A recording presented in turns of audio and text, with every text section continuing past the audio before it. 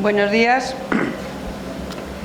Voy a empezar presentándome. Me han dicho que lo haga yo. La verdad es que creo que soy la persona menos indicada para presentarme, pero en fin, lo haré en todo caso.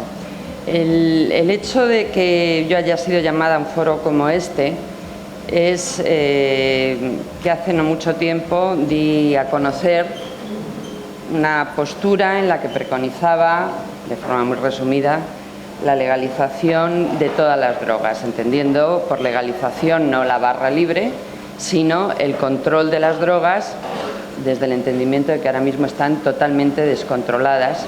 Y es que esto es lo que suele pasar cuando un negocio se deja en manos de criminales. Lo que a algunos les ha podido llamar la atención de mi propuesta no es el contenido, porque no he dicho nada nuevo. Quizá lo único que he hecho ha sido sistematizar una serie de conocimientos, pero que ya estaban por ahí, agruparlos y explicar sistemáticamente cuáles son los argumentos que algunos nos llevan a preconizar como sistema en relación a las drogas su control por parte del Estado. No es eso lo que ha debido llamar la atención, son muchos los que lo sostienen y la mayoría con muchos argumentos muchísimos mejores que los que yo pueda aportar. Lo que quizá llamó la atención en un principio era el lugar del que yo venía. Yo vengo y he aprendido todo lo que sé sobre las drogas del mundo de la prohibición. En el mundo de la prohibición, hace 20 años, empecé primero como magistrado de la Audiencia Nacional de la Sala de lo Penal, es decir, la sala que juzga los casos de narcotráfico, no de pequeño tráfico, sino de gran narcotráfico. Dicho de otra manera, yo nunca vi un caso de menos de 5 toneladas de cocaína y de ahí pasé a la Dirección General del Plan Nacional contra las Drogas. Es decir, que me he criado en la represión, lo he aprendido todo en el mundo de la represión y ese mundo es el que me empezó a abrir los ojos y el que me llevó a plantearme que algo no estaba funcionando. Bien, es verdad que ese aprendizaje lo hice fundamentalmente en Naciones Unidas. Cuando empecé a acudir a reuniones de Naciones Unidas en representación del Gobierno español, empecé a ver todas las incoherencias sobre las que se fundamentaba el prohibicionismo. Empecé a darme cuenta que la prohibición rechazaba las evidencias científicas y se basaba en una serie de argumentos o de motivos racistas, morales, económicos, políticos, pero que se perdían de vista dos puntos fundamentales. Uno, el que acabo de decir, la evidencia científica, y otro, la protección de los derechos fundamentales. A partir de esa convicción, poco a poco, seguí estudiando el mundo de las drogas y poco a poco me fui convenciendo de que la prohibición no solo no funcionaba, sino que además no podía arreglarse, cualquier intento de arreglarla es inútil. La prohibición ha ido cada vez a más. El siglo y pico que llevamos de prohibición, lejos de suavizar sus posturas, para lo que ha servido es para endurecerlas cada vez más, para preconizar regulaciones en todo el mundo cada vez más intensas. Y así es como desemboqué en la convicción que hice pública hace un año y pico, escasamente, cuando salí del armario con un libro de divulgación preconizando la legalización de todas las drogas. Naturalmente, la primera crítica ya la he servido en bandeja. Provengo de la prohibición, provengo de la represión, la ejercité convencida en aquel momento, hasta que poco a poco me convencí de que era una gran equivocación.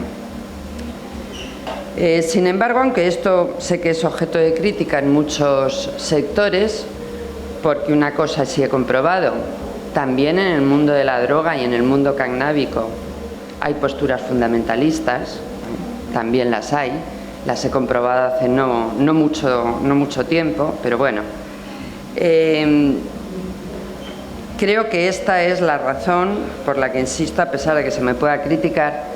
Sin embargo, se me llama para que acuda a foros de este tipo o para que apoye el trabajo de las asociaciones cannábicas o de los clubes cannábicos. Y con esta introducción, con esta presentación, voy a entrar a hablar un poquito del cannabis. Bien, es verdad que algunas de las cosas que voy a decir, algunos de los que estáis en la sala ya me las habéis oído varias veces, pero en fin, como me sois fieles y me seguís allá donde voy, pues bueno, este es el precio que tenéis que pagar. Espero que haya al menos alguien que no me haya oído nunca y no se aburra escuchándome otra vez. Vamos a ver, el cannabis no es igual que las demás sustancias que están sometidas a una fiscalización similar. Algo tiene el cannabis que no puede ser tratado como las drogas a las que la regulación de Naciones Unidas les está dando el mismo tratamiento, la heroína, la cocaína, drogas de síntesis, etcétera, etcétera. Algo tiene, algo tiene. Probablemente lo que tiene es que no es una droga, o que al menos no lo es definido desde parámetros médicos, desde parámetros científicos. Y en el caso de que no sea sea una droga, lo que está claro es que no es equiparable a las otras que están prohibidas y, en su caso, podría ser más equiparable a algunas de las drogas que no están prohibidas. Quizá esto sea también la razón por la cual en muchos foros se preconiza que el cannabis tenga una regulación, si no idéntica, pero al menos similar a la que tiene el alcohol y el tabaco, que son drogas, que claramente son drogas. El cannabis tiene muchas peculiaridades, su estudio es totalmente multidisciplinar. Aparece en muchísimos lugares alguna referencia al cannabis. Es un producto que es omnipresente y lo es en todo el planeta. No es una droga o una sustancia que esté localizada geográficamente, sino que está extendida por todos los sitios. Además, siendo un producto que en principio está prohibido, o al menos sometido a una intensa fiscalización internacional y nacional, sin embargo genera una actividad comercial lícita, una enorme actividad comercial lícita, lo cual es un contrasentido. Piensen lo que sería, o imagínense, esta misma feria, pero alrededor de la heroína. Impensable. Sería totalmente impensable.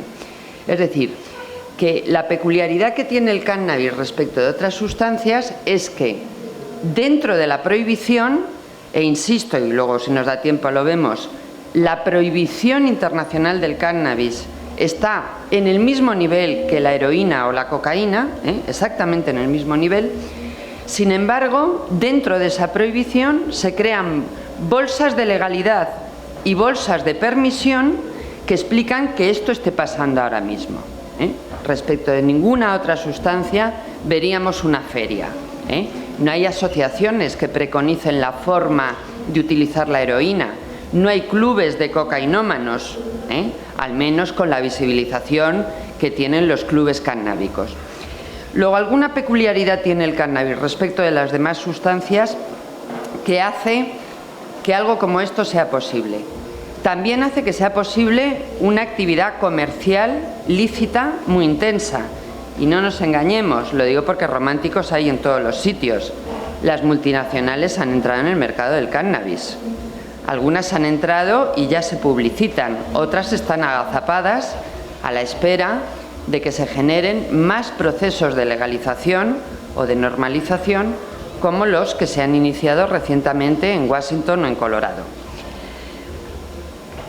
Además, respecto del cannabis, los movimientos sociales que gravitan a su alrededor no pretenden esconder la sustancia, su uso o su tráfico, sino muy al contrario, visibilizarlo. El mundo cannábico no se esconde.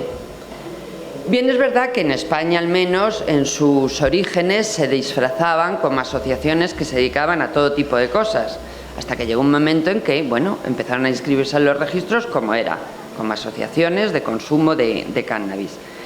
Pero no se esconden, se visibilizan. Si uno se mete en Internet, el número de páginas cannábicas es imposible de abarcar. Existe una prensa cannábica considerable. Es decir, que a diferencia de lo que ocurre con otras sustancias, se tiende a visibilizar y no a esconder. Con los consumidores ocurre lo mismo. Pocos consumidores de heroína van contando que son consumidores de heroína o van haciendo alarde, entre comillas, de ello. Sin embargo, respecto del cannabis, sí existe esa faceta promocional. Quizás esto es posible porque los consumidores de cannabis son totalmente heterogéneos. No hay una edad para consumir cannabis, porque ahora mismo, en el caso español, son 3 las generaciones que consumen cannabis. En una misma familia hay abuelo, padre e hijo que están consumiendo cannabis. No es una droga que esté vinculada a una clase social. Hay otras drogas que, sin embargo, están altamente vinculadas a una determinada clase social. No es una droga que requiera un movimiento de reivindicación, es decir, no está asociada a la reivindicación de nada. Es más, la mayoría de los consumidores lo consumen porque quieren, no porque lo vinculen a ninguna reivindicación ni política, ni social, ni de ningún tipo. Tampoco es una droga que tenga prevalencia en un sexo o en otro, sino que está perfectamente distribuida. Y además, para consumirla no se requiere ningún motivo. No se tiene que buscar la inspiración, no se busca huir de una situación desagradable, no se busca un estatuto de irresponsabilidad, no se busca nada de lo que está vinculado íntimamente al consumo de estas sustancias. Simplemente se consume porque se quiere consumir. Es una sustancia que tiene centenares de nombres. No los voy a enumerar porque los conocéis vosotros infinitamente mejor que yo. Pero algunos de ellos son curiosos. Por ejemplo, hay sectores donde se habla del fármaco amable o del fármaco cordial. Se conoce desde muchos siglos antes de Cristo. Desde muchos siglos antes de Cristo hay evidencia científica escrita de la existencia del cannabis, pero hay vestigios de su utilización muchísimo antes. Y luego están todas esas anécdotas que se ligan con el cannabis, que si es un cultivo fregona y podría acabar con los efectos de Chernóbil, por las peculiaridades de la planta. Tiene unas raíces muy potentes que destruye la tierra que tiene por debajo. Se dice que es capaz de arrastrar situaciones de contaminación extrema. También que es un cultivo muy agradecido, no solo por lo fácil que es sacarlo adelante, sino porque una vez que se ha cultivado deja la tierra perfectamente preparada para un cultivo posterior. Es decir, no es de esas plantas que dejan el terreno yermo. Es decir, en ese sentido podemos decir que es una planta tremendamente agradecida. Por otro lado, y esto es una circunstancia sobre la que tendríamos que empezar a reflexionar, el cannabis aparece como avanzadilla de cualquier propuesta de legalización. Es decir, son muchos los sectores que, aun proponiendo una legalización genérica de las drogas, consideran, o consideramos, porque me incluyo, que hay que ir a un modelo escalonado. Es decir, que no se pueden legalizar todas las drogas de golpe, sino que hay que ir a un modelo poquito a poco. Por una sencilla razón. La prohibición es la situación que hemos vivido todos. Ya no queda nadie que haya vivido el mundo de la legalización, porque esto de la prohibición echó a andar a principios del siglo pasado. Por lo tanto, no queda ninguna persona viva que haya vivido la legalización, o mejor dicho, que haya vivido la permisión. Con lo cual, la historia esta de la legalización nos viene sin ninguna experiencia previa. Nos viene sin libro de instrucciones, naturalmente. De tal manera que hay que proceder un poquito por el sistema de prueba-error. Y para lanzarse a la aventura de la legalización, que desde luego da vértigo, a mí al menos me da vértigo, porque 100 años de prohibición es mucho, pues parece conveniente iniciar por la sustancia menos problemática, pero que a la vez es la más consumida. Es la menos problemática porque sus efectos secundarios son pocos, porque el síndrome de abstinencia, en el caso de que exista, que algunos lo niegan, desde luego no es aparatoso, porque no se puede hablar de efectos mortales, es decir, nadie se muere por fumarse ni 1 ni 300.000 porros. La gente se muere de cáncer, de pulmón, de cirrosis hepática, en fin, de todas estas cosas. Por otro lado, el cannabis requiere un aparato de reducción de daños muy pequeño, si se compara con el que requeriría, por ejemplo, o el que requiere de facto la heroína. Por eso muchos preconizamos que la legalización tendría que ser escalonada y empezando por el cannabis. Con el cannabis se corren menos riesgos, se satisface un abanico mucho más amplio de consumidores, el aparato comercial ya funciona, es decir, no hay que empezar a decir ¿y ahora cómo producimos el cannabis? ¿Y cómo lo empaquetamos? ¿Y cómo lo vendemos? Eso se está haciendo ya, con lo cual no se requiere esa infraestructura comercial y legal que, sin embargo, requeriría poner en funcionamiento la heroína de manera legal. Y, por ejemplo, la Comisión Global de Política de Drogas, que, como saben, en 2011 lanzó su propuesta de cambiar de rumbo en materia de drogas y empezar con el cannabis, o el informe de la OEA, que ha hecho exactamente lo mismo, ha dicho empecemos con el cannabis, o yo misma insisto que preconizo el sistema escalonado. Sin embargo, tenemos que ser conscientes de una cosa. Ya sé que esto hay mucha gente que no lo quiere oír, pero al menos tenemos que plantearnos la posibilidad, no la seguridad, pero sí la posibilidad, de que si el movimiento de legalización del cannabis se sigue extendiendo por el planeta, y esto ya parece que es imparable, el movimiento de legalización de todas las drogas probablemente se verá desinflado. Probablemente las demandas de legalización globales se vean, por decirlo de alguna manera, perjudicadas por la legalización del cannabis. Ya sé que esto lo niega mucha gente, pero es una de las posibilidades. El movimiento antiprohibicionista general puede desinflarse si se consigue una normalización del cannabis, aunque solo sea porque el mercado de consumidores de cannabis es el más amplio del planeta. Si se compara con las demás sustancias, Naciones Unidas, que da unas cifras muy conservadoras, pero precisamente por eso las quiero utilizar, habla de 160 millones de consumidores de cannabis en el mundo frente a 16 de heroína y 16 de cocaína. Es decir, que se satisfaría un abanico tan amplio que probablemente lo de la legalización de todas las drogas se nos viniese un poquito abajo y nos quedásemos cuatro nostálgicos manteniéndolo. Pues bien, a pesar de la prohibición internacional del cannabis, que todos conocemos, pues en muchos países el cultivo, la producción, el comercio, el tráfico y el consumo o están normalizados o tolerados prácticamente o están ya en vía de legalización. Los clubes cannábicos son un ejemplo clarísimo. Los clubes cannábicos son ese oasis de permisión que ha surgido dentro de la prohibición y además con la estrategia que se ha llamado estrategia desde abajo.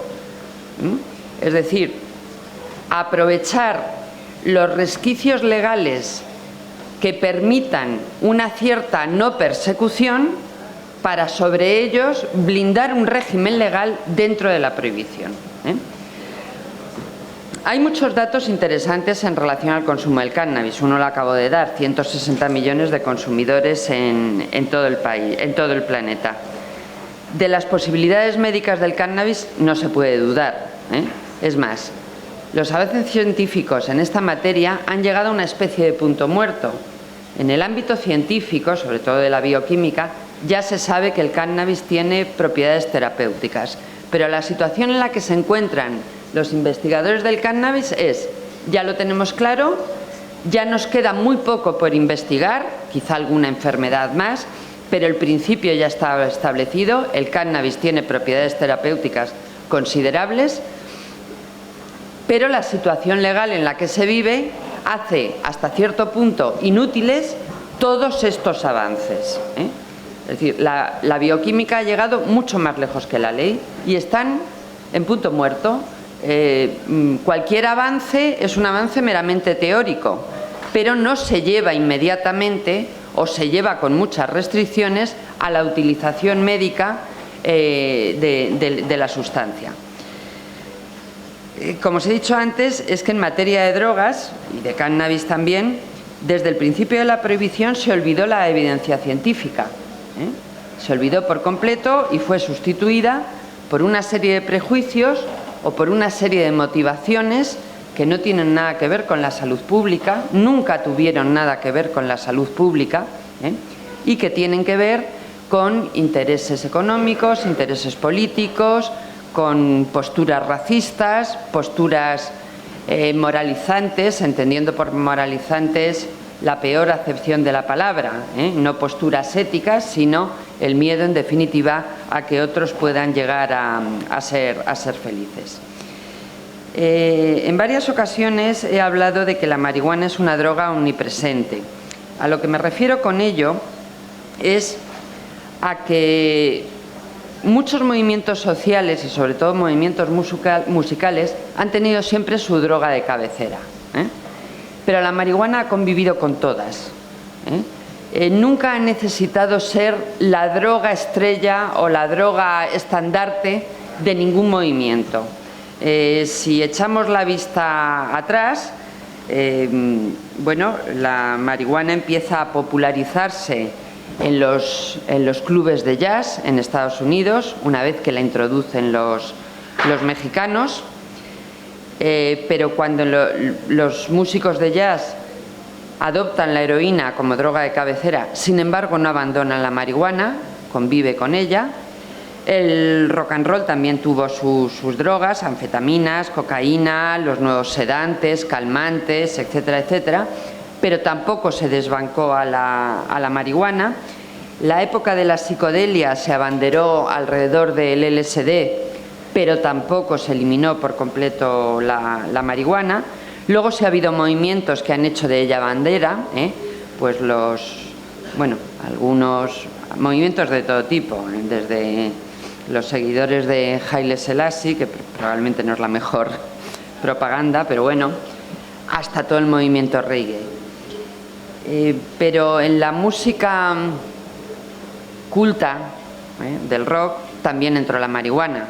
Hay una anécdota en la que se cuenta cómo Bob Dylan introdujo a los Beatles en el consumo de la marihuana y cómo le lió un porro a Ringo Starr, que se asustó mucho y se lo pasó a John Lennon, pero parece ser que a partir de ese momento quedaron hasta cierto punto enganchados por la sustancia. Pero incluso en los últimos movimientos, la música electrónica, que ha tenido las drogas de síntesis como bandera, tampoco ha desaparecido la marihuana. Es decir, que no es una sustancia que está sometida ni a modas ni a movimiento de ningún tipo. Y luego es una sustancia que produce contradicciones en determinados lugares del planeta. Todos sabemos que la cuna del prohibicionismo es Estados Unidos. Fue Estados Unidos quien alimentó la prohibición, quien la empujó y quien tuvo un interés, y ha seguido teniendo, un interés enorme en su mantenimiento.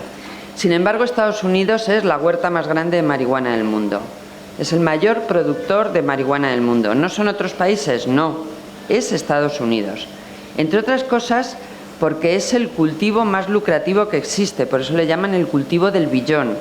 No hay ningún otro cultivo que produzca los beneficios económicos que produce el cannabis. Ni el trigo, ni el maíz, ni las hortalizas, ninguno otro. Es un cultivo millonario o un cultivo billonario, como se dice en Estados Unidos. El cannabis, en un determinado momento, entonces cáñamo, tuvo tal valor en las transacciones comerciales que en Estados Unidos, durante casi 2 siglos, los impuestos había que pagarlos o en dinero o en cáñamo. Es decir, el cáñamo era un equivalente a la moneda, un equivalente al dinero. Hay un dato que es muy curioso.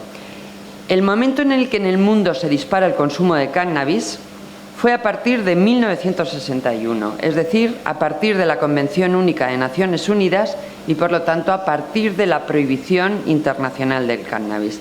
Ahí se dispara el consumo en todo el planeta. Y esto es muy significativo porque pone de manifiesto que los dos principios básicos de la prohibición son una falacia. Estos 2 principios básicos de la prohibición, como sabéis, son: el primero, que la prohibición reduce el consumo, y el segundo, que la prohibición limita la disponibilidad planetaria. Pues bien, el hecho de que el consumo de cannabis se dispare a partir del año 61 y que el consumo de las demás sustancias se dispare en plena prohibición y sobre todo a partir de los años 70, es decir, a partir de la declaración oficial de la guerra a las drogas, en Estados Unidos por el presidente Nixon, lo que pone de manifiesto de forma empírica es que los dos postulados fundamentales de la prohibición son dos falacias. La prohibición no disminuye el consumo, muy al contrario, lo multiplica, y la prohibición no reduce la disponibilidad, es decir, la oferta, sino que la multiplica, la hace cada vez más variada, porque no nos olvidemos, las drogas de síntesis y las segundas marcas de las drogas, las porquerías, por ejemplo el bazuco, el paco, el crack, son hijos de la prohibición. El crack nunca hubiese existido si la cocaína hubiese sido legal. En esto llevaba razón Milton Friedman, lo dijo en el año 1971, y llevaba razón. Y lo dijo toda la escuela de Chicago. Con esto lo que quiero decir es que los movimientos de legalización, este es otro fantasma con el que habría que acabar, no son movimientos ligados solo a movimientos progresistas. No, no lo son, aunque ya sé que hay muchos movimientos progresistas que se los atribuyen como propio. La escuela de Chicago, es decir, el liberalismo puro y duro, el capitalismo más salvaje, también preconizaba la legalización de las drogas. Por otros motivos, probablemente, o por motivos coincidentes. Pero la legalización de las drogas no es algo ni de izquierdas ni de derechas, ni de conservadores ni de progresistas, para nada. Basta ver quiénes son las personalidades del mundo que preconizan la legalización. Nos encontramos que utilizan exactamente los mismos argumentos Mario Vargas Llosa y Gabriel García Márquez. Exactamente los mismos argumentos. No por nada, sino porque no hay otros. Es que son los que utilizamos absolutamente todos. Pues bien, como os decía, las contradicciones del cannabis se han visto fundamentalmente en Estados Unidos. En Estados Unidos, todo el mundo lo sabe, son ya 20 los estados al menos que tienen legalizado el cannabis medicinal. 2 tienen legalizado ya el cannabis recreativo, por cierto, con grandes dificultades, porque ahora mismo el problema que se plantea es que, a pesar del que el presidente Obama ha indicado que no va a hacer nada para dar al traste con el resultado de los 2 referéndum, sin embargo hay un dato objetivo, y es que las normas de esos 2 estados que se van a desarrollar a partir de la aprobación del cannabis recreativo son radicalmente contrarias con la normativa federal, la normativa que afecta a todos los estados, en las que se admite, se desarrolla e incluso se va más allá de lo que obligan las convenciones de Naciones Unidas. Esto lo que quiero decir es que en Estados Unidos la planta del cannabis está prohibida, está criminalizada, a diferencia de lo que ocurre en algunos otros países donde parte de la planta no está criminalizada. Pero ahora mismo en Colorado y en Washington, uno de los problemas más importantes que tienen, con Hacienda hemos topado, es cómo construir el impuesto sobre la sustancia. Porque claro, los regímenes de legalización, una de las cosas que abarcan es que se tribute, como por cualquier otro producto. Es decir, cualquier producto que está en el mercado lícito está sometido a tributación directa o indirecta. Un chupete, una manzana o el cannabis. Claro, ahora mismo lo que se están planteando allí es cómo legislamos el impuesto del cannabis teniendo la legislación federal que tenemos, que naturalmente no va a permitir crear un impuesto sobre un producto que está prohibido. Es decir, que ese va a ser otro de los problemas que se van a generar. Pero bueno, lo cierto es que sí parece que no va a haber una ofensiva por parte de las autoridades federales para hacer imposible el desarrollo de la normativa que se deriva de los 2 referéndum que se ha producido. Y es que todas estas contradicciones además se explican pues porque se trata de un país que, a pesar de ser la cuna de la prohibición, pues al menos 3 de sus presidentes han reconocido haber consumido en algún momento de su vida cannabis, Kennedy, Clinton y Obama. Pero lo que es más curioso, y no todo el mundo lo sabe, es que el presidente Ford, del Partido Republicano, aquel presidente que nunca fue elegido y que llegó a la Casa Blanca por la caída de Nixon, mostraba una actitud totalmente distinta respecto del cannabis. Él consideraba que a la marihuana había que darle un tratamiento distinto, pero sobre todo lo consideraba su mujer, que se manifestó en público como partidaria de la legalización del cannabis y de las relaciones prematrimoniales, lo cual naturalmente le valió que todo el mundo le exigiese que dimitiese como primera dama porque les parecía impresentable. Pero algo parecido ocurrió con Carter y con su mujer, con Rosalind Carter. Carter llegó a plantear en el año 77 en el Congreso de los Estados Unidos una iniciativa para legalizar el cannabis. Él quería legalizar el cannabis, controlar los sedantes, que entonces eran una plaga en Estados Unidos, es decir, el número de muertes asociados a sobredosis de sedantes, calmantes, hipnóticos, etcétera, etcétera, o sea, medicinas, era disparado, y Carter quería, por un lado, controlar los efectos de todas estas drogas legales y, por otro lado, legalizar el cannabis. Naturalmente no lo consiguió, su iniciativa fue tirada abajo, pero lo cierto es que él, andando el tiempo, siguió con su iniciativa de legalización y a partir de que en 2002 consiguiese el Premio Nobel de la Paz, se ha hecho muy visible y es una de las personas ahora mismo en el mundo, él y su fundación, que trabajan más activamente a favor de la legalización de todas las drogas, también ellos considerando que debe de empezarse necesariamente por el cannabis. En fin, la conclusión a la que se puede llegar es que respecto de todas las drogas, algunos, y respecto del cannabis, casi todos, pues se llega a la conclusión de que es mucho mejor la permisión fáctica, todavía mejor la permisión legal, es decir, el control,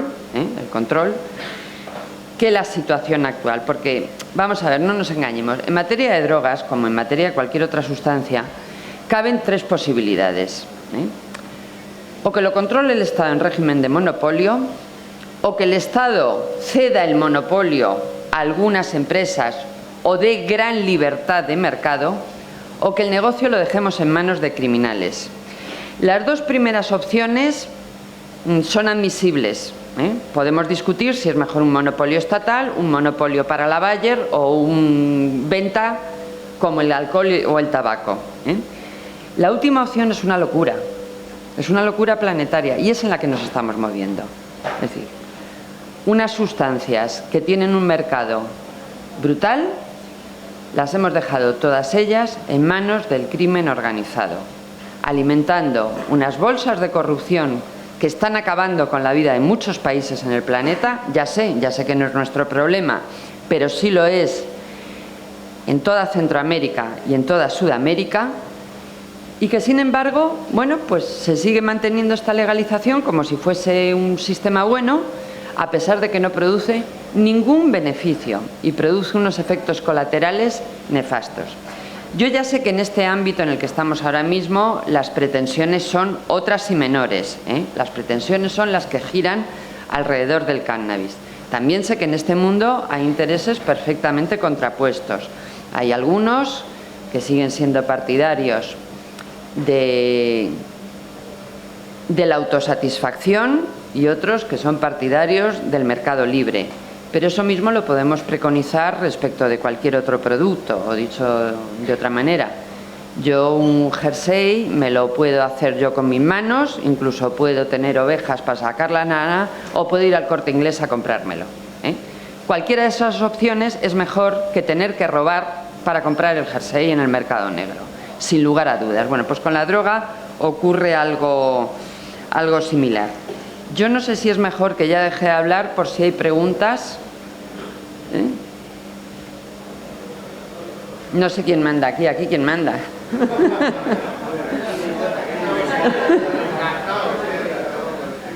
Bueno, yo paro si hay preguntas y al hilo de las preguntas sigo hablando de lo que queráis.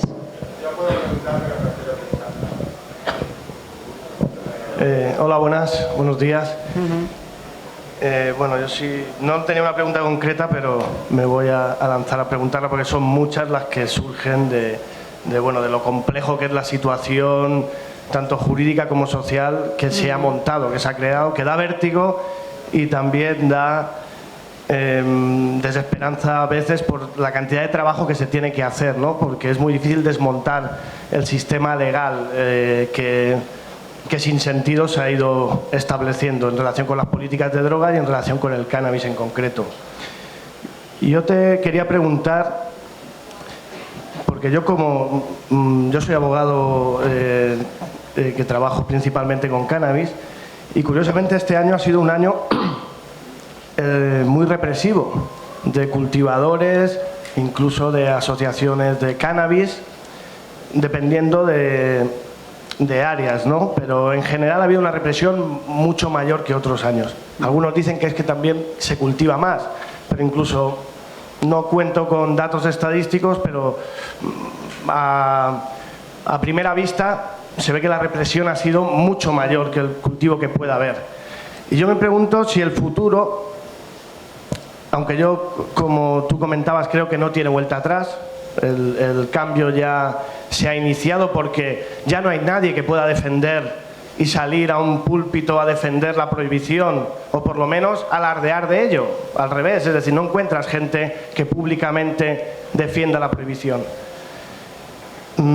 Si pueden haber momentos de transición, igual como pasó aquí en España con los grises, cuando habían cambios del régimen político anterior al actual, y que puedan haber momentos en esos procesos de cambio de mayor represión. Yo he notado ahora, porque muchas veces depende de jefes de policía, algún fiscal, pero claro, ahora tenemos una manifestación de todos los fiscales antidroga que dicen que los clubs sociales, que ni vacío legal ni nada, que son ilegales totalmente. Yo discuto, no comparto esa opinión, supongo que igual que tú y muchos juristas no la comparten. Hay jueces progresistas, fiscales progresistas y sobre todo el mundo académico que no lo comparte. Y en resumen quería preguntarte cómo ves el futuro, cómo se puede desarrollar ese futuro, si incluso puede ser 20, 30 años, que haya un cambio, digamos ya, que lleve a una legalización real. Y dentro de eso, compartir una reflexión, una posible tercera vía, también preguntarte cómo la verías tú como una vía de futuro, que es la autogestión del uso del cannabis. Es decir, ya juristas de hace 2 siglos, españoles, en relación con el tema de las drogas, no recuerdo el nombre exactamente, de un penalista que decía que aquello que puede producir tanto bien como mal, relacionado sobre todo a las medicinas, a las drogas que antes eran productos de farmacia, lo que pasa es que drogas ahora es otro concepto distinto, son sustancias que tienen determinados efectos psicoactivos y que son ilegales, porque el alcohol entraría también dentro de la definición de droga desde el punto de vista médico.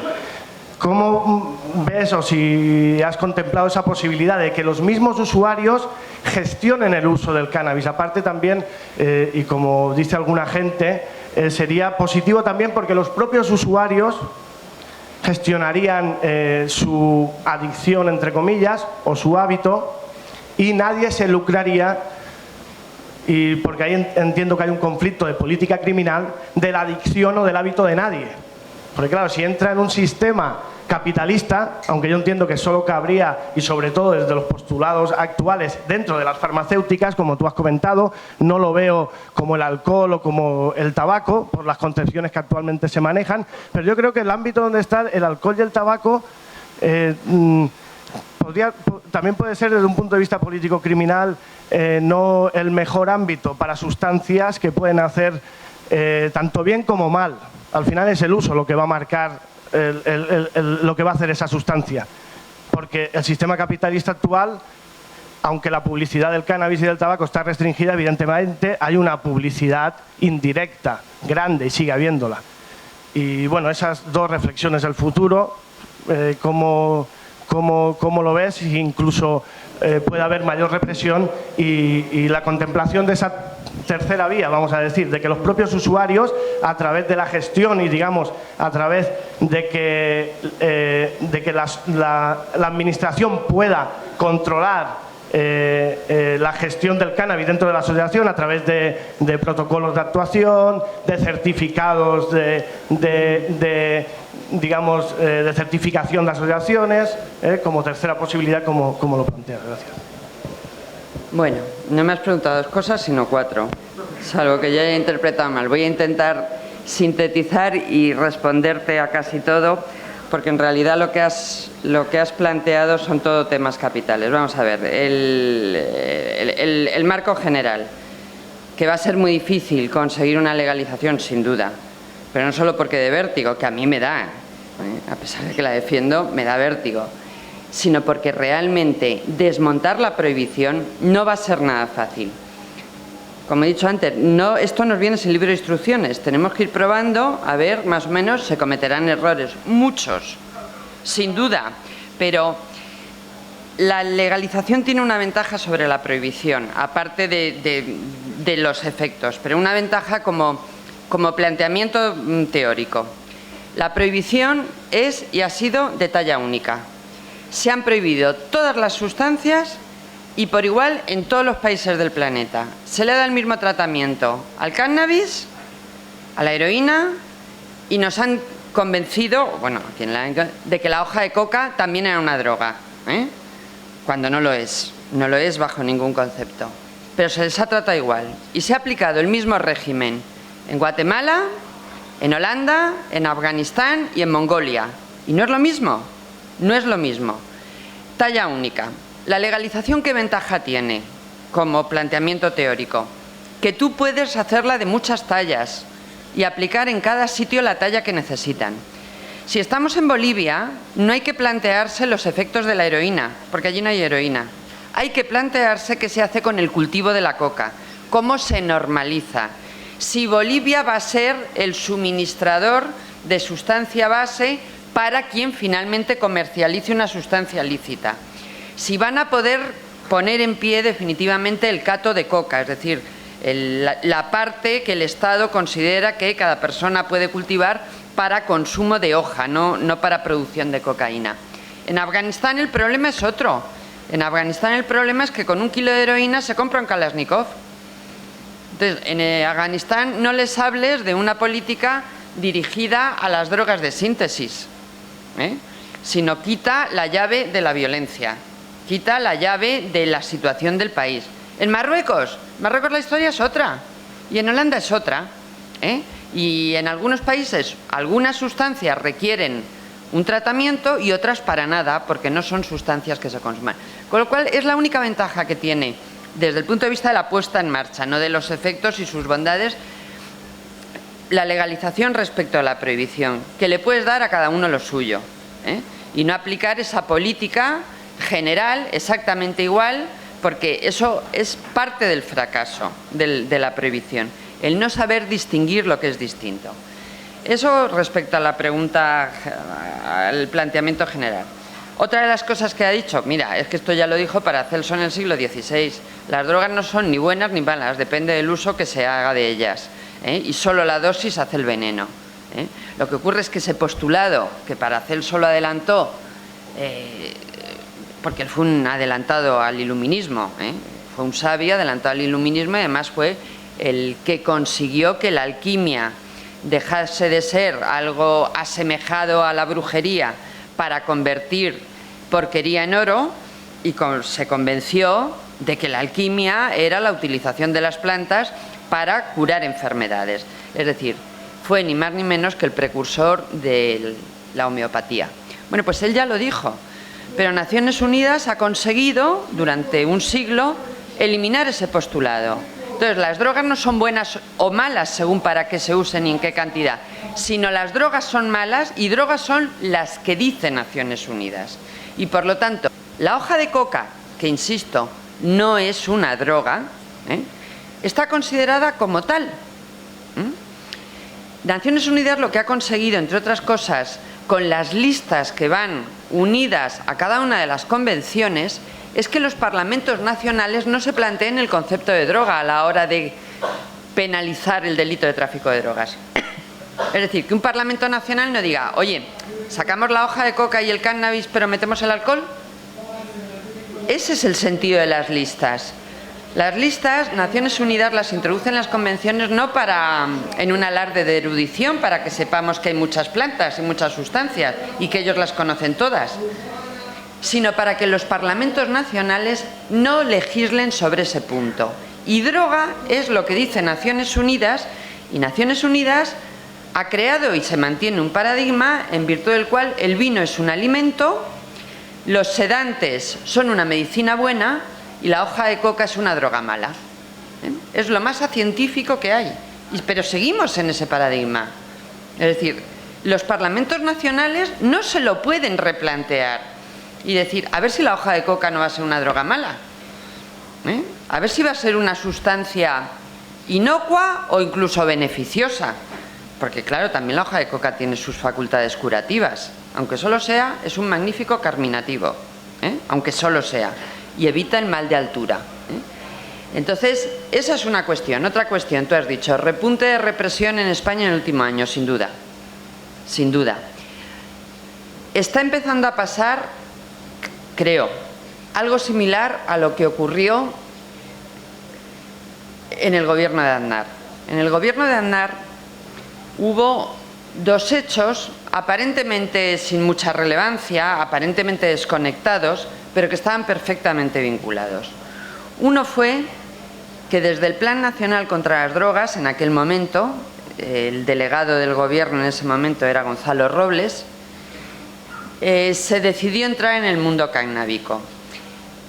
Era el momento en el que empezaban a aparecer las primeras páginas en Internet.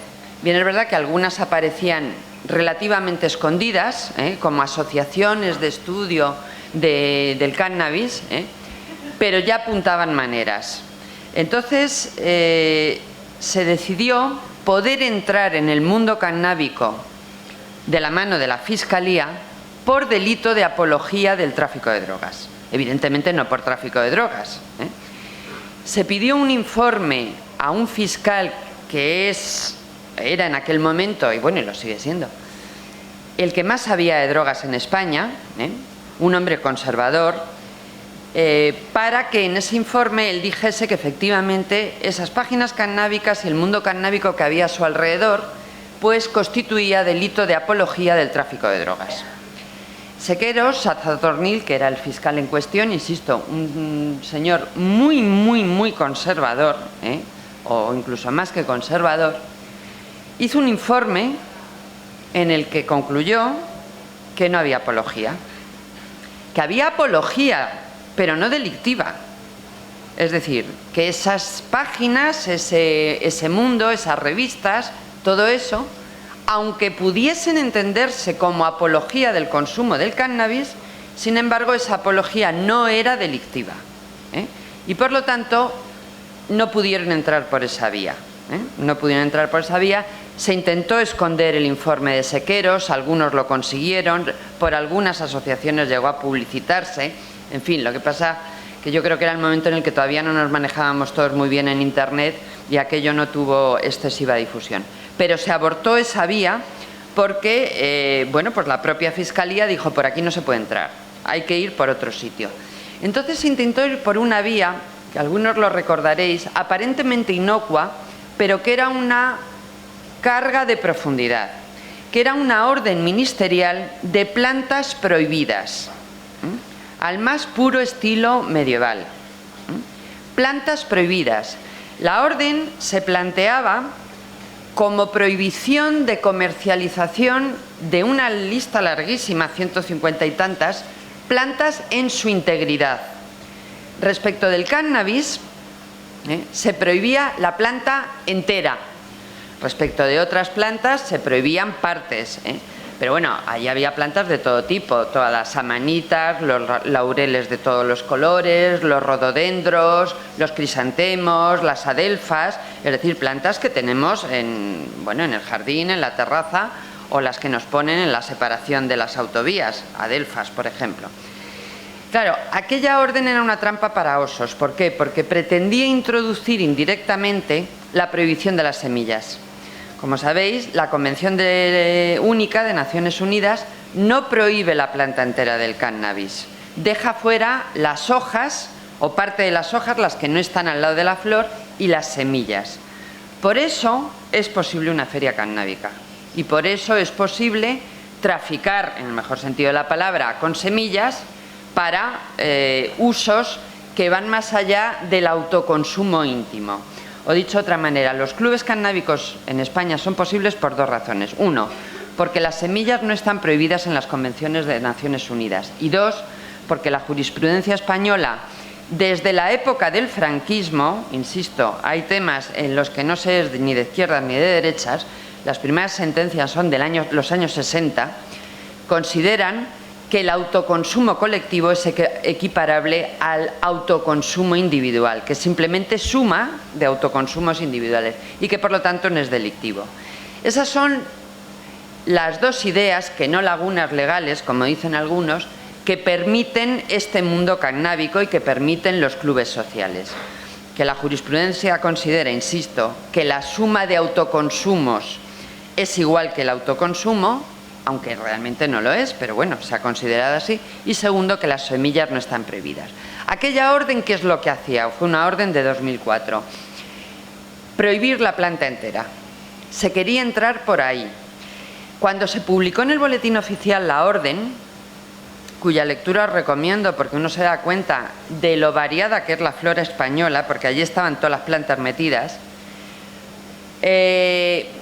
hubo un cierto temor o una cierta incapacidad de entender qué es lo que se estaba prohibiendo. Entonces, la Dirección General de Farmacia tuvo que sacar una aclaración en forma de circular diciendo que lo único que se estaba prohibiendo era esas plantas en la medida en que se vendían como medicinales, pero que no prohibía el uso ornamental, paisajístico, etcétera, etcétera. Pero claro, la semilla seguía prohibida y entonces parecía que era imposible seguir traficando con semillas. Cierto es que aquella orden la anuló la Audiencia Nacional un año después, en 2005, porque, por razones formales, bien es verdad, totalmente formales, porque no se había seguido el procedimiento que imponía la Comisión Europea para regular ese tipo de plantas. La Comisión Europea efectivamente obligaba a los Estados miembros a regular una serie de plantas, pero en España se saltaron todos los trámites de consulta a la Comisión Europea por una sencilla razón, no porque fuésemos especialmente chapuzas, sino porque no iba a colar la prohibición de plantas enteras. Entonces se los saltaron todos, sacaron la orden sin seguir el procedimiento al que nos obligaba la Unión Europea y por eso la Audiencia Nacional la tiró abajo, por motivos formales, insisto. Pero no se volvió a intentar sacar una orden con el mismo contenido, pero cumpliendo los requisitos, porque probablemente la Unión Europea, una regulación tan amplia que afectaba a plantas enteras, no la hubiese bendecido. La conclusión es que solo muchos años después, ya con cambio de gobierno, se sacó un decreto que no tenía nada que ver con aquella orden, que lo que hace es regular los requisitos que tienen que tener las plantas si se quieren vender como medicinas. Pero no entra en la prohibición ni de semilla, ni de hoja, ni de tallo, ni de nada que se le parezca. Lo único que dice esa nueva regulación, que ya es conforme a los dictados de la Unión Europea además, es qué plantas y con qué requisitos se pueden vender como medicinales.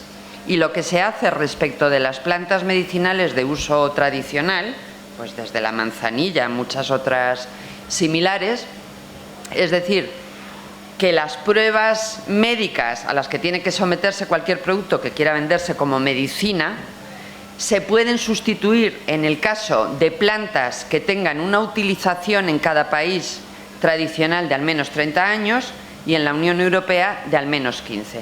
Claro, esto no tiene nada que ver con aquella otra orden que lo que quería era prohibir la planta entera.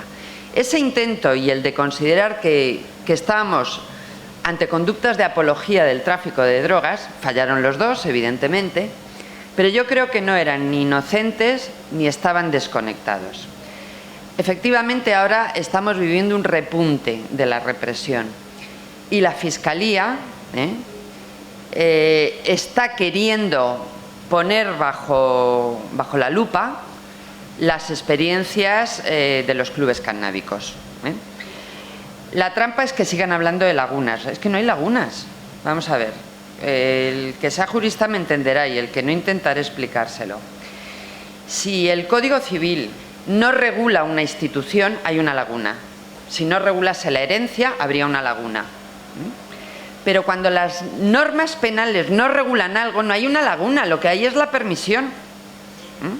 Si ahora mismo las normas fiscales no regulasen la forma de hacer la declaración de la renta, diríamos, hay una laguna, es que no nos dicen cómo hay que hacer la declaración de la renta. Pero si el Código Penal no castiga el adulterio, no es porque haya una laguna, es porque no quiere castigar el adulterio. Por lo tanto, lo primero es no caer en la trampa de creernos que hay lagunas. En materia penal no hay lagunas, hay permisiones o no prohibiciones, como lo queramos llamar. Lo segundo es que la Fiscalía tendrá que acabar con la jurisprudencia que desde los años 60 viene sosteniendo que el autoconsumo colectivo sometido a determinados requisitos no es delictivo. Es decir, que yo no lo veo tan fácil. Ahora sí es cierto que hay un repunte en la represión. Eso es cierto, pero bueno, son los tiempos que soplan.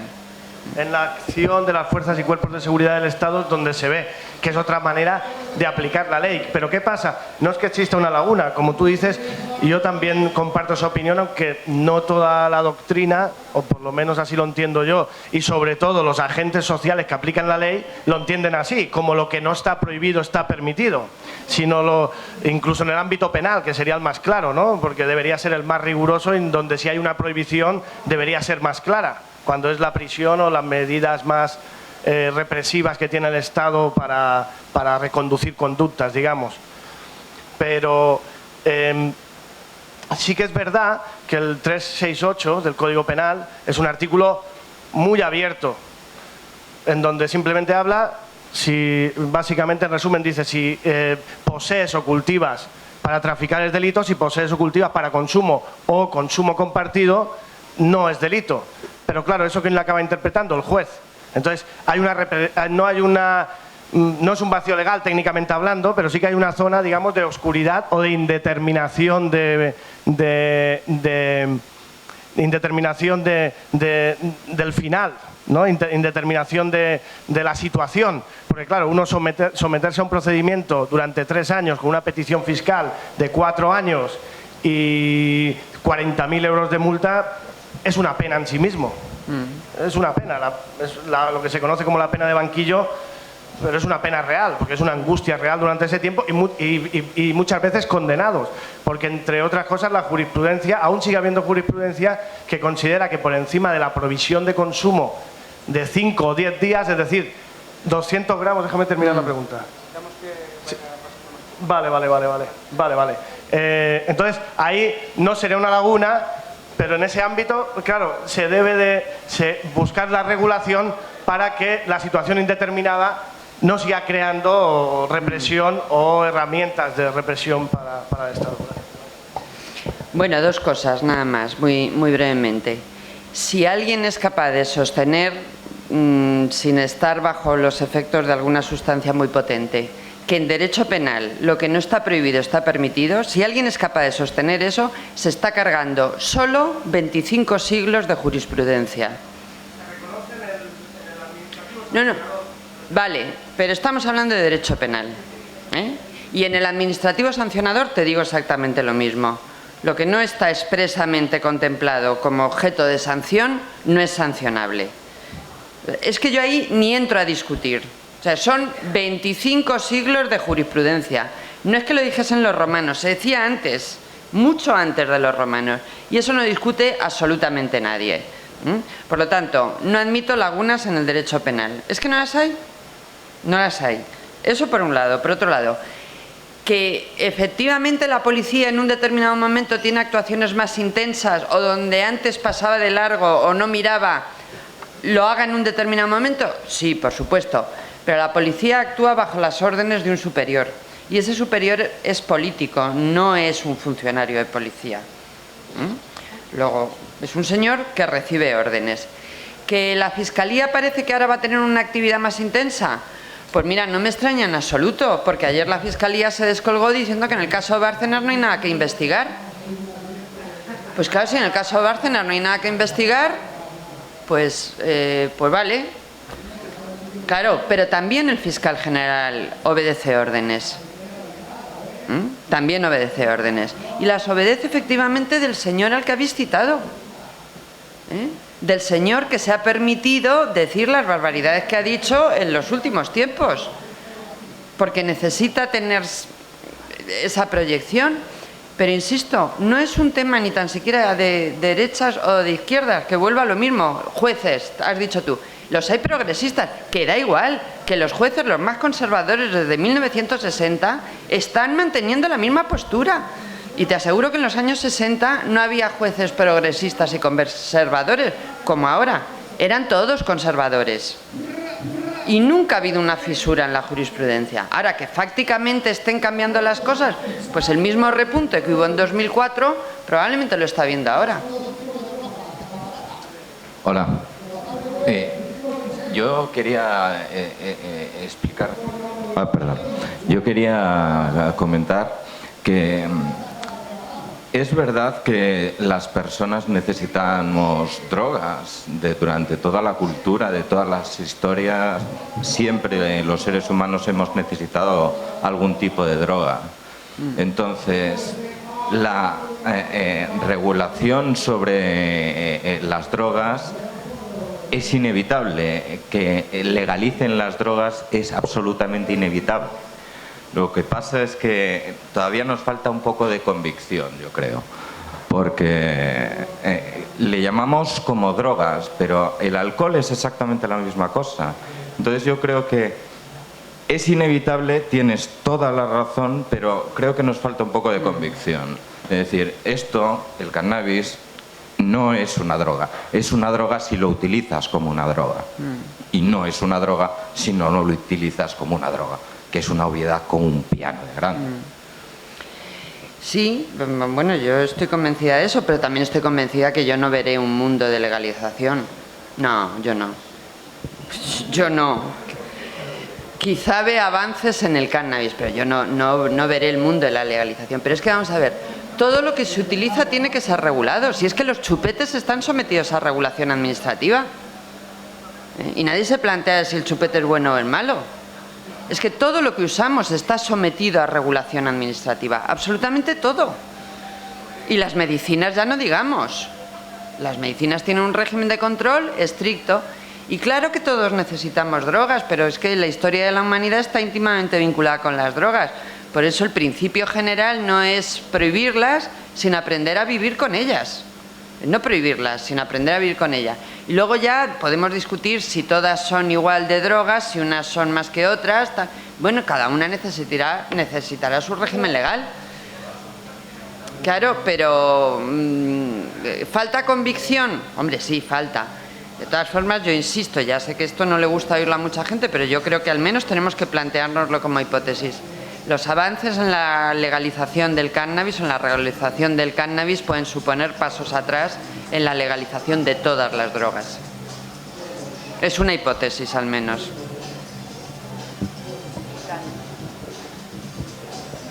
Hola.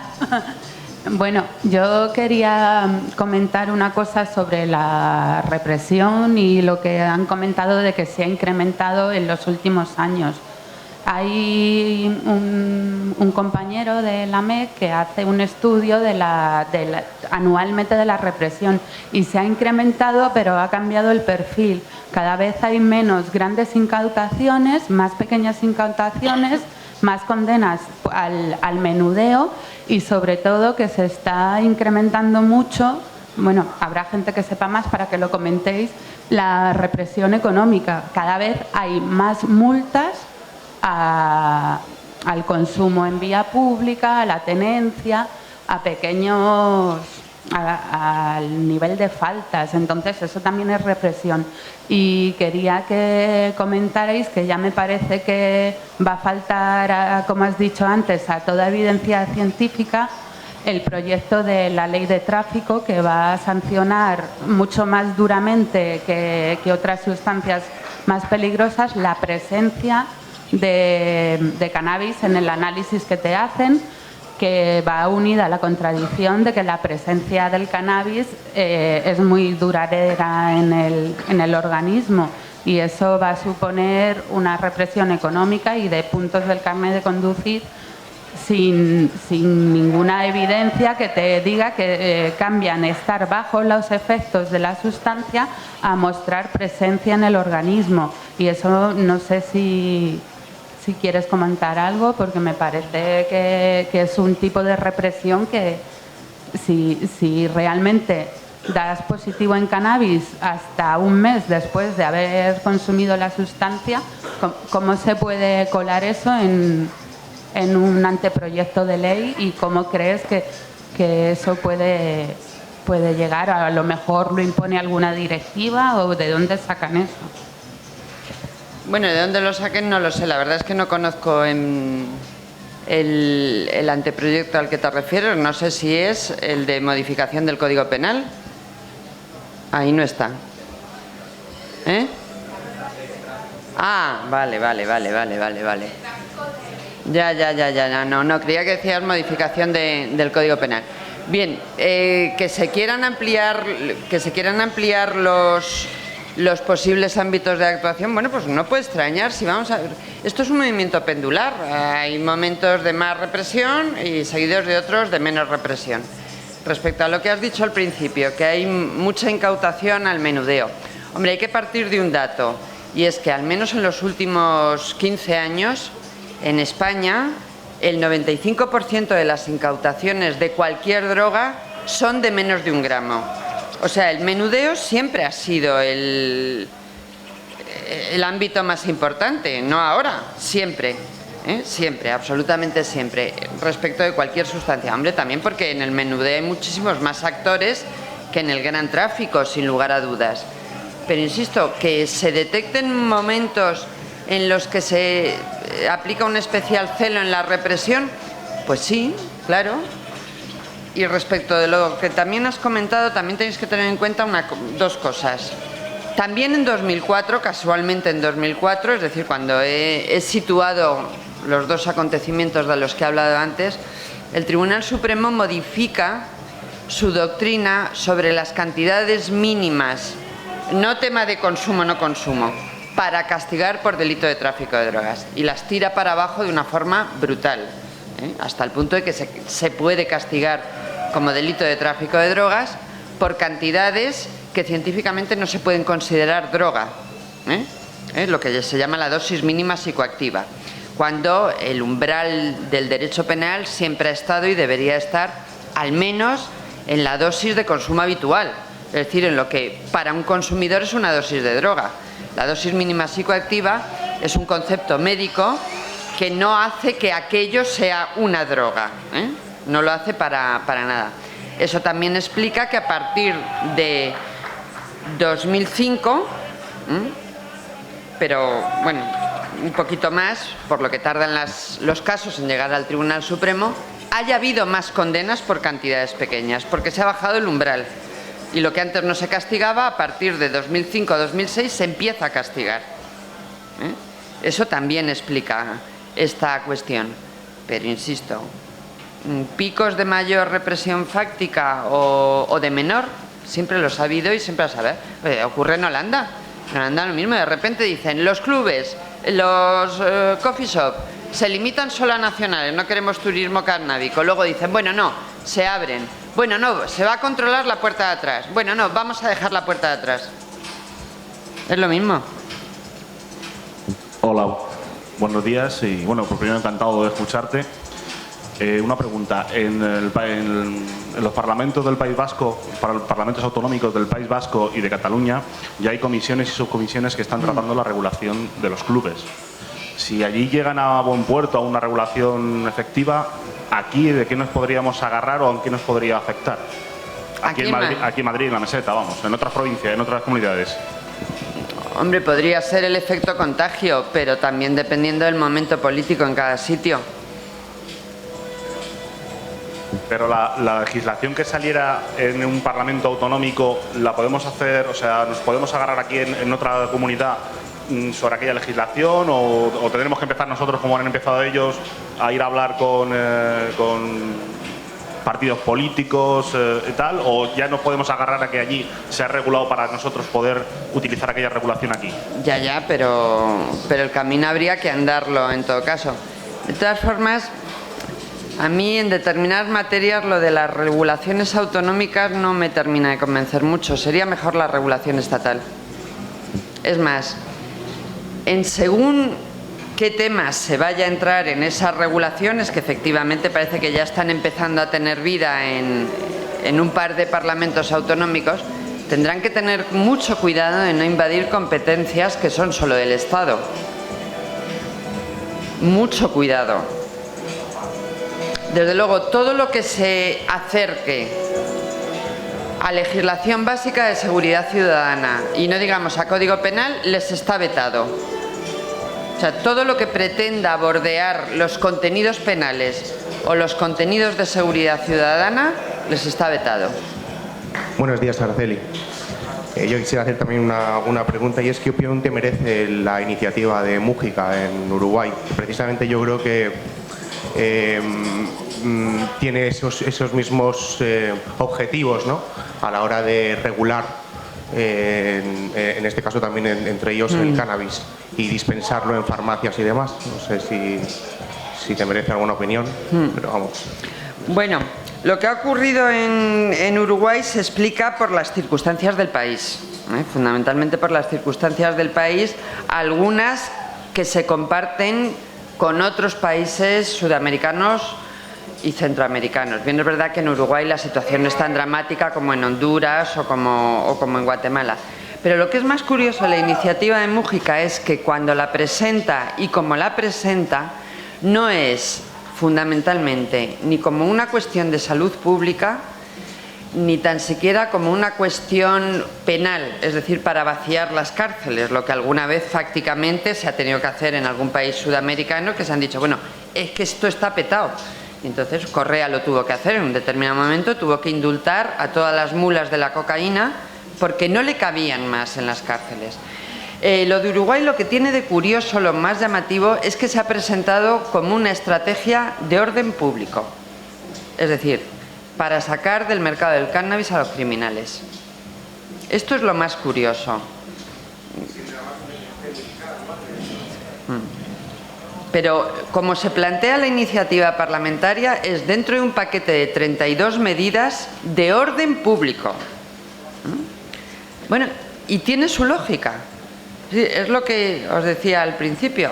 Entre que una sustancia esté en manos de un Estado, que puede ser malo, de una multinacional, que puede ser mala, o en manos del crimen organizado, pues la opción a mí me parece clara.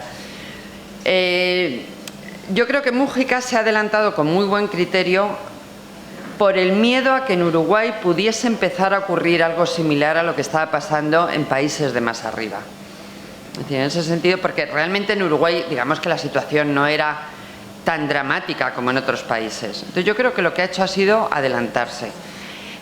La proposición de, vamos, la ya casi ley, falta el trámite del Senado, pero en el Senado tienen mayoría absoluta. En el Congreso fue por los pelos. Creo que sacaron el proyecto con un voto nada más de diferencia. 1 o 2, pero no más, desde luego. Pero en el Senado lo tienen ganado. Luego se iniciará la reglamentación de la ley, que creo que va a durar poco. Lo que habrá que ver son las consecuencias.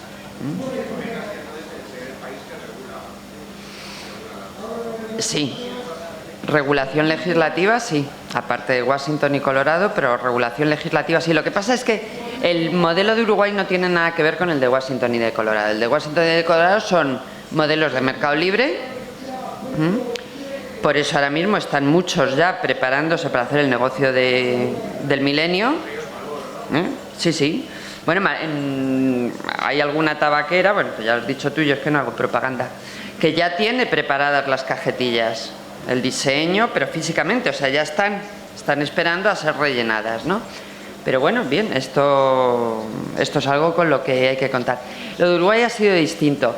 Uruguay ha reproducido el modelo que existía en muchísimos países a finales del siglo XIX, a principios del siglo XX, que es lo que, por ejemplo, en España se conocía el carné de dosis extraterapéuticas, es decir, los heroinómanos que habían en España estaban medicalizados a finales del XIX, principios del XX, y tenían un carné que se llamaba carné de dosis extraterapéuticas, que está perfectamente regulado en el, bueno, no en el boletín oficial, entonces en la Gaceta Oficial del Estado, y entonces se les suministraba la cantidad que requerían con control médico. Bueno, Uruguay ha ido a un modelo relativamente parecido, que es el carné de usuario. No es necesario que sea por prescripción médica, pero es un carné de usuario. Bueno, es un modelo como cualquier otro. Supone mayor control del Estado. Por eso no es lo mismo a lo que ha ocurrido o lo que va a ocurrir en Washington y en Colorado, que va a ser mercado puro y duro.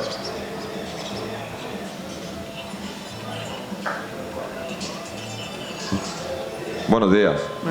A mí me ha dejado intrigado algo que has dicho. Quería saber qué te ha llevado a formular la hipótesis de que ante una posible legalización del cannabis va a perder fuerza el movimiento pro legalización de otras drogas, cuando parecería normal pensar lo contrario, que va a servir de acicate al ver la meta más cerca, ¿no?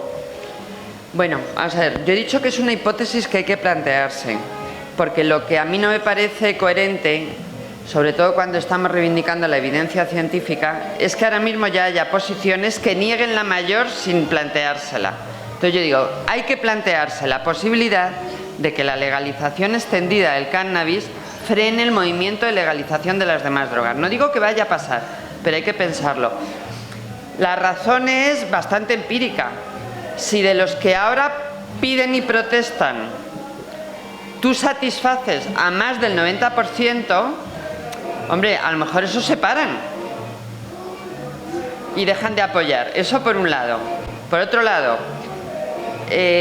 un mercado legal del cannabis o un mercado no prohibido puede producir el tránsito al revés. Sí, puede producirlo. Vamos a ver, lo peor es el fundamentalismo. El fundamentalismo ha permitido que la prohibición dure más de un siglo. Entonces yo, cada vez que alguien dice eso no va a ser así, que no tenemos ni idea. Agorera un poco, pero si es que no tenemos ni idea, es que el horizonte de la legalización nos es absolutamente desconocido. Entonces yo digo, al menos planteémonos como hipótesis que si tú de un movimiento en el que hay un montón de gente satisfaces a la gran mayoría, a lo mejor el movimiento se te desinfla. Y luego una cosa, igual que no hay movimientos aglutinados alrededor de una de las demás drogas, o sea, no hay movimientos de heroína, no hay movimientos de drogas de síntesis. En el Reino Unido se están haciendo muchos estudios, incluso programas en directo en la BBC, con tomas en directo de MDMA controladas por médicos. Pero no hay un movimiento equiparable al cannábico. Y el mundo cannábico también es un mundo muy cerrado. La mayoría dicen, a mí la heroína no me da igual. También es un mundo muy cerrado, tremendamente cerrado. Entonces, por eso digo yo que nos planteemos como hipótesis, que no digo yo seguro, como hipótesis, que no cometamos el mismo error, que a lo mejor se desinflaría el movimiento pro legalización de todas las drogas. Lo que me lleva a pensar eso es, aparte de este sumar cifras, es que las iniciativas legalizadoras que hasta el año más o menos 2010 se presentaban como genéricas para todas las drogas, a partir del 11 dicen, bueno, el cannabis, y luego ya veremos. Entonces, ¿van a dar un caramelo para que nos callemos? ¿Crees tú que es lo que pretenden? No, vamos a ver. Si tú satisfaces a la mayoría de los que reclaman, pues la cosa tiene menos fuerza.